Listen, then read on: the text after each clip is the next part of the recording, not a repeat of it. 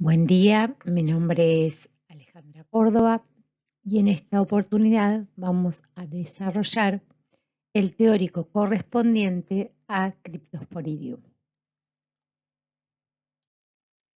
El género Cryptosporidium puede causar infección gastrointestinal en una amplia variedad de mamíferos, incluido el hombre. Está asociado a morbilidad y mortalidad significativa tanto en países desarrollados como subdesarrollados. El ooquiste, su estadio infectivo, se elimina en grandes cantidades con las heces del hospedador.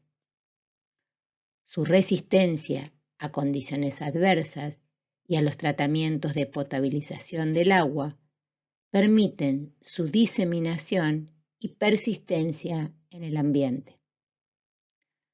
Cryptosporidium produce diarrea de intensidad y duración variable, en función de factores inherentes al hospedador y al parásito. En humanos inmunocompetente se presenta un cuadro de diarrea acuosa, voluminosa, con moco, sin sangre ni leucocitos, tras una semana de incubación. También se han informado infecciones asintomáticas. La duración del cuadro clínico es de aproximadamente 12 días y la eliminación de ooquistes suele ser intermitente, aunque puede persistir aún su eliminación en la etapa de convalecencia. En sujetos inmunocomprometidos, sobre todo en pacientes con síndrome de inmunodeficiencia adquirida, ocasiona cuadros clínicos más graves y duraderos que en las personas inmunológicamente sanas. Las manifestaciones clínicas dependerán básicamente del recuento de linfocitos CD4 por milímetro cúbico. En estos pacientes se suelen presentar formas clínicas infrecuentes de criptosporidiosis extraintestinal. Hasta el momento no existe quimioterapia totalmente eficaz para la diarrea producida por Cryptosporidium. El género Cryptosporidium pertenece al filum Apicomplexa, clase Coccidia. A pesar de las similitudes en sus ciclos de vida, varias características distinguen al género Cryptosporidium del resto de los coccidios. Presentan relativa especificidad de hospedador, capacidad de autoinfección endógena, localización intracelular y extracitoplasmática en la célula hospedadora y resistencia a la terapéutica antiparasitaria. El género Cryptosporidium está constituido en la actualidad por 26 especies y alrededor de 40 genotipos. Muchas especies de coccidio pueden identificarse sobre la base de la morfología del ooquiste. Esta característica no es aplicable al género Cryptosporidium. Para la identificación de especies, genotipos y subtipos es imprescindible realizar técnicas de biología molecular. Este género parasitario afecta a todas las especies de peces, anfibios, reptiles, aves y mamíferos.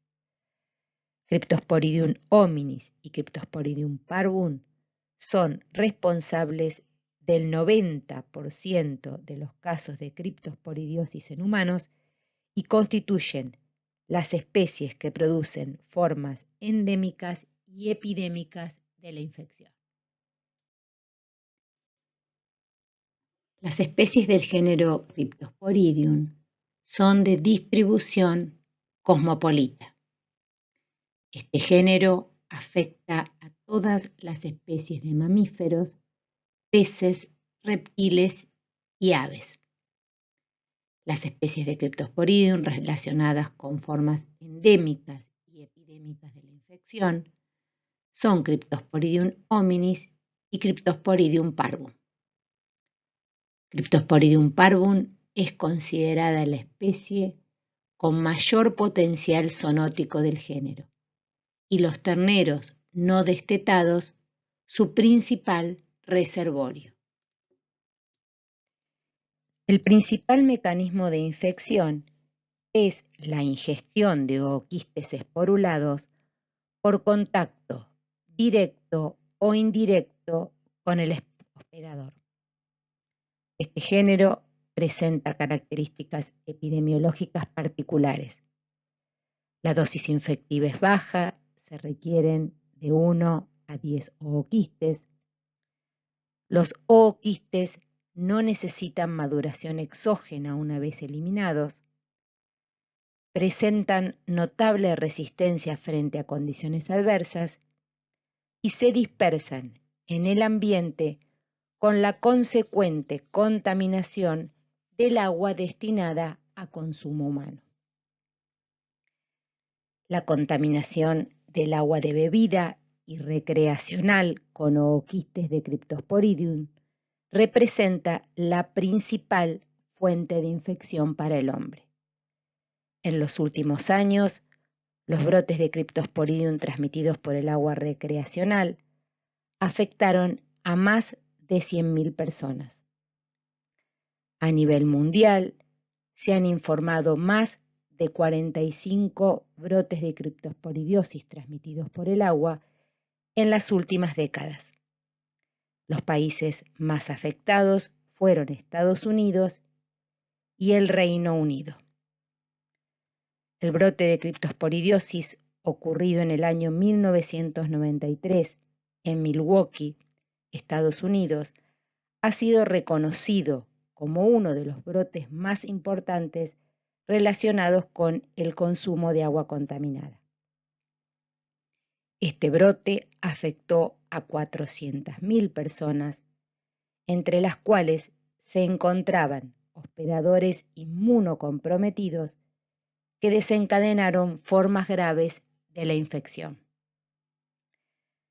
La presencia del parásito en aguas subterráneas de abastecimiento poblacional y en aguas de superficie fue constatada en la provincia de Santa Fe, Argentina, y en la provincia de Buenos Aires se demostró la contaminación del Río de la Plata por la descarga cloacal de Berisso con 1.023 ooquistes por metro cúbico por hora.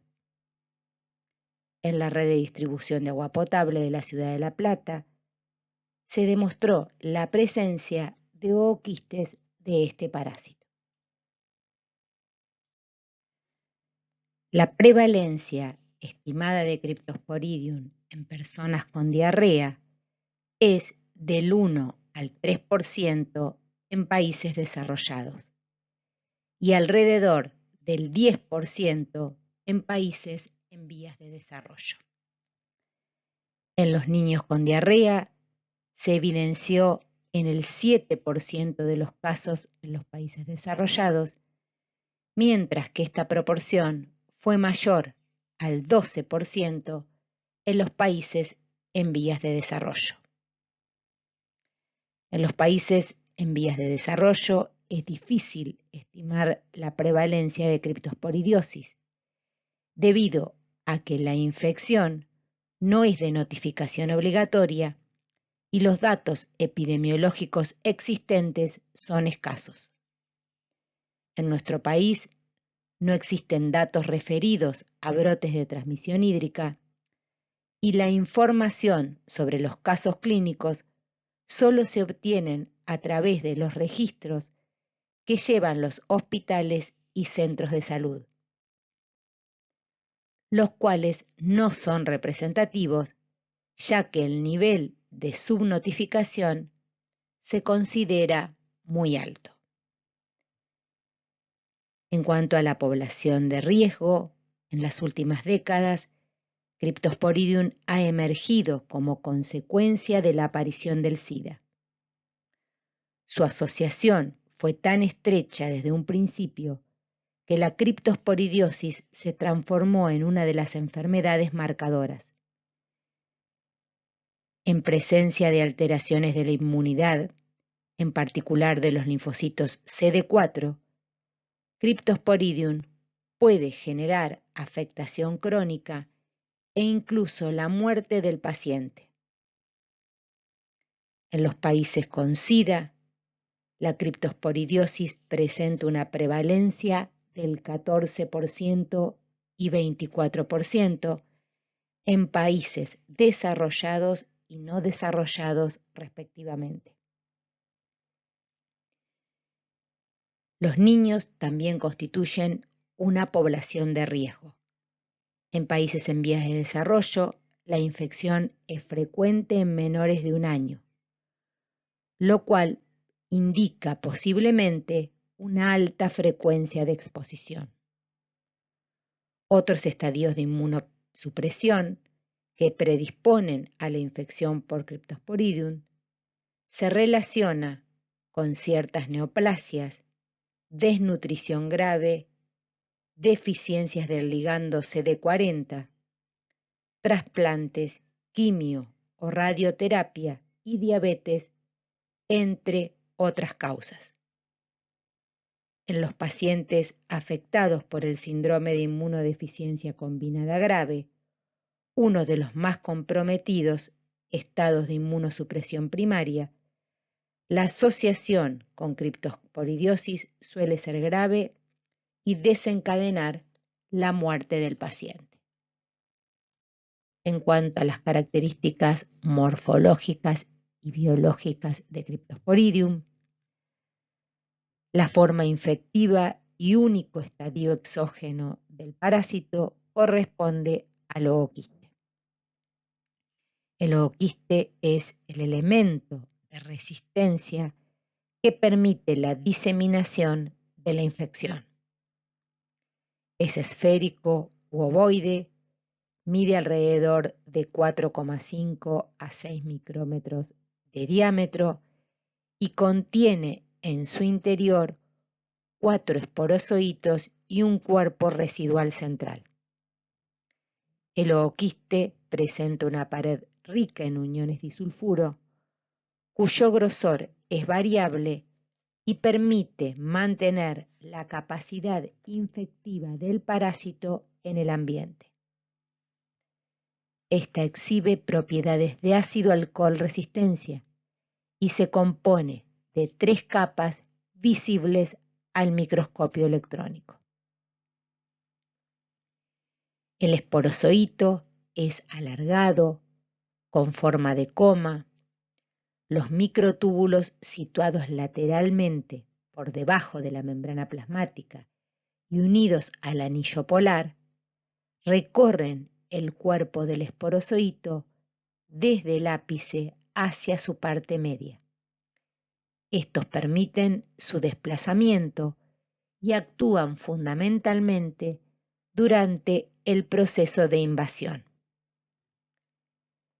En el extremo anterior del esporozoito se presenta el complejo apical, compuesto por organelas secretorias, róptrias, micronemas, gránulos densos y componentes no vesiculares, conoide y microtúbulos subpeliculares.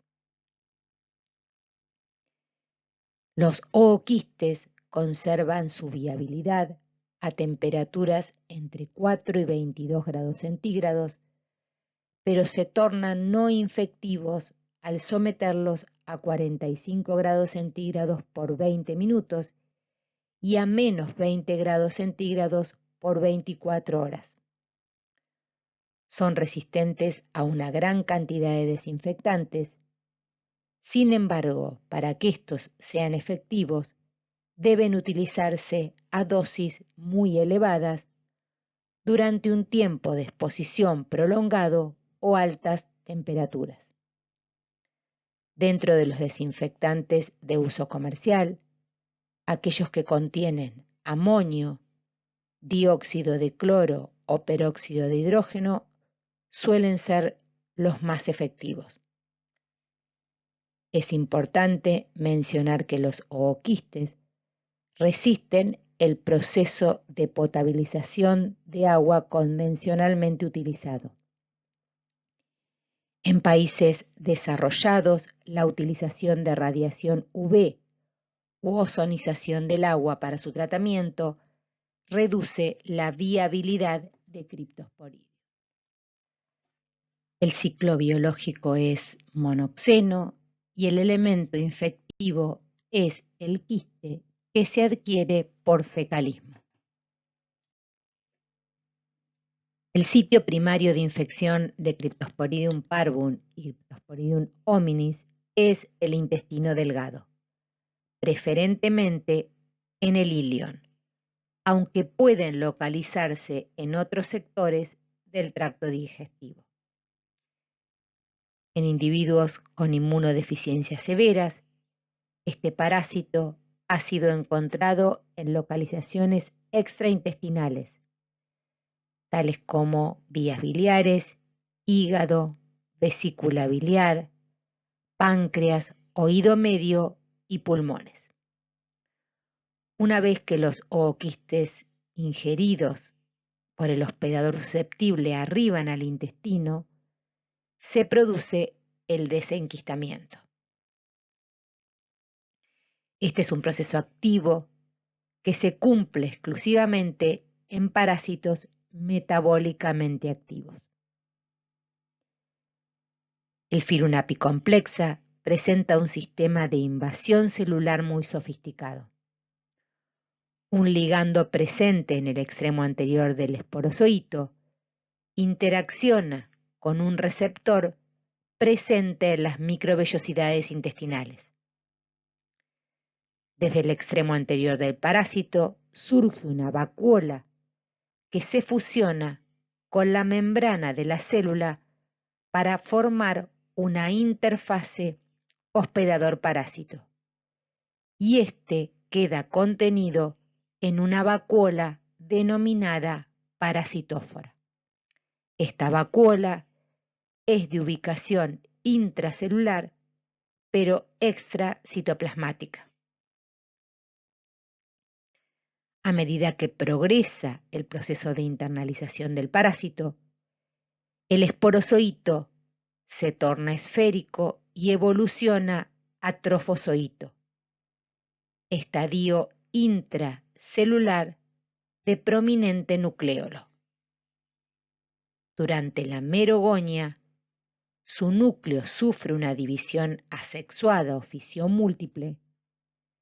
Cada nuevo núcleo se rodea de citoplasma y se origina el meronte o esquizonte de tipo 1. Este, al madurar, contiene 8 merozoitos en su interior. Estructuralmente, el estado de meronte es similar al del esporozoito. Se produce la ruptura del meronte, los merozoitos liberados ingresan a una nueva célula epitelial, en donde desarrollan un meronte tipo 1 o tipo 2. El meronte tipo 2 contiene 4 merozoitos. Algunos merozoitos tipo 1 son capaces de reciclarse indefinidamente, produciéndose merontes tipo 1 en forma continua. Los merozoitos liberados por el meronte tipo 2 parasitan nuevas células diferenciándose en macrogamonte femenino o microgamonte masculino. El macrogamonte, que evoluciona a macrogameta inmóvil femenina uninucleada, permanece en el interior de la célula epitelial. El microgamonte se multiplica por fisión múltiple y origina 16 microgametas móviles no flageladas que abandonan la célula parasitada en busca de la macrogameta. Una vez que ésta es fecundada, se origina el huevo o cigoto, único estadio diploide del ciclo, que resultará en ooquiste al adquirir la pared quística. Se produce la esporogonia, en la cual el núcleo diploide sufre una meiosis reduccional y se forman 4 células haploides, los esporozoitos. Estos esporozoitos quedan contenidos dentro del ooquiste. Este ooquiste se libera finalmente de la célula epitelial y es eliminado al ambiente sin necesidad de maduración exógena. El 20% de los ooquistes producidos sufren una falla en la formación de la pared. Como resultado, adquieren una pared fina. La debilidad que presenta produce su ruptura con la siguiente liberación de los esporozoitos a la luz intestinal, los cuales pueden ingresar a nuevos enterocitos. De esta forma, Cryptosporidium parvum y Cryptosporidium hominis tienen 2 ciclos autoinfectivos: el reciclado continuo de los merontes tipo 1 y esporozoitos derivados de la ruptura de los ooquistes de pared fina. Estos mecanismos permiten que la infección se perpetúe en el hospedador inmunocomprometido, dando lugar así a una infección crónica.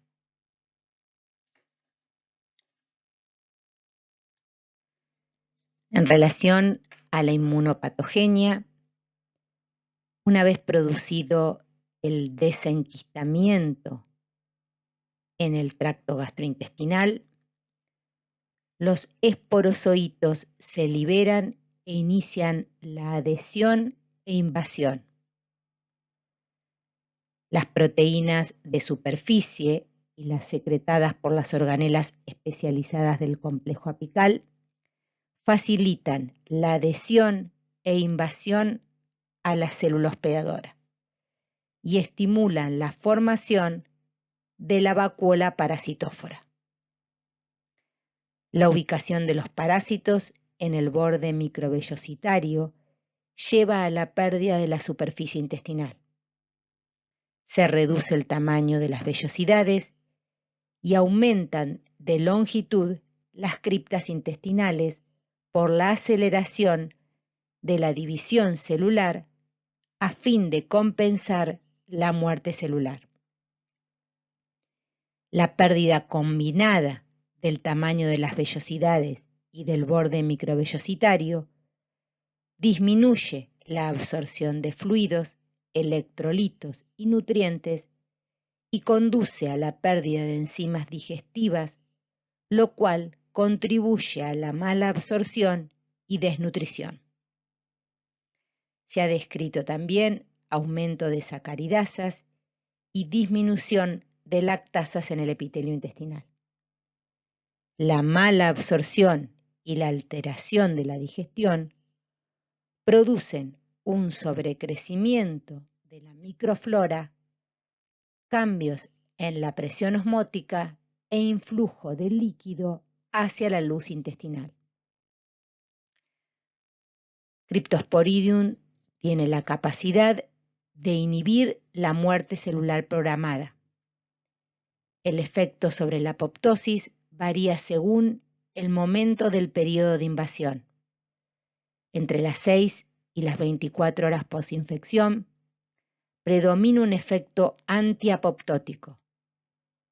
A las 24-48 horas posinfección, se hacen más evidentes las señales proapoptóticas, lo cual permite que el parásito complete su ciclo de vida.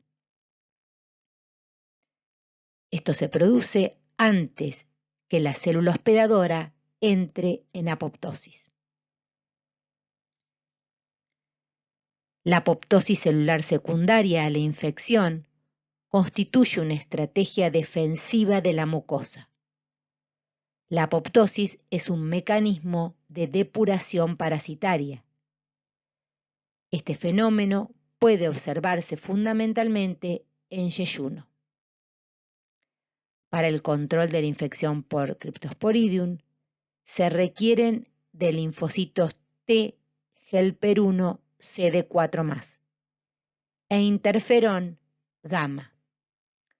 Los linfocitos B y los linfocitos T CD8+, no son esenciales para la eliminación del parásito.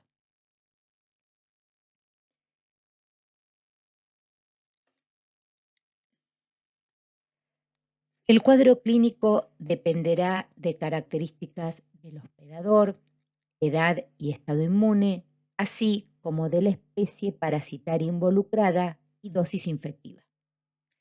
Las tres manifestaciones más frecuentes de criptosporidiosis son la infección asintomática, la diarrea aguda y la diarrea persistente. La diarrea aguda es la forma más común de manifestación. En el hospedador inmunocompetente, criptosporidiosis es una entidad clínica de curso autolimitado que puede extenderse alrededor de 20 días. Tras una semana de incubación, se presenta un cuadro de diarrea acuosa, voluminosa, con moco y sin sangre. Puede acompañarse de malestar abdominal, anorexia, náuseas, pérdida de peso, vómitos, fiebre y fatiga. La eliminación de oquistes puede persistir aún en etapa de convalecencia.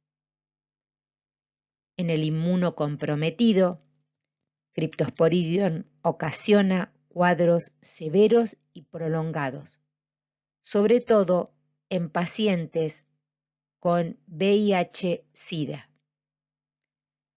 Las manifestaciones clínicas dependerán del recuento de linfocitos CD4 por milímetro cúbico. Cuando este número es superior a 200 por milímetro cúbico, la infección se autolimita.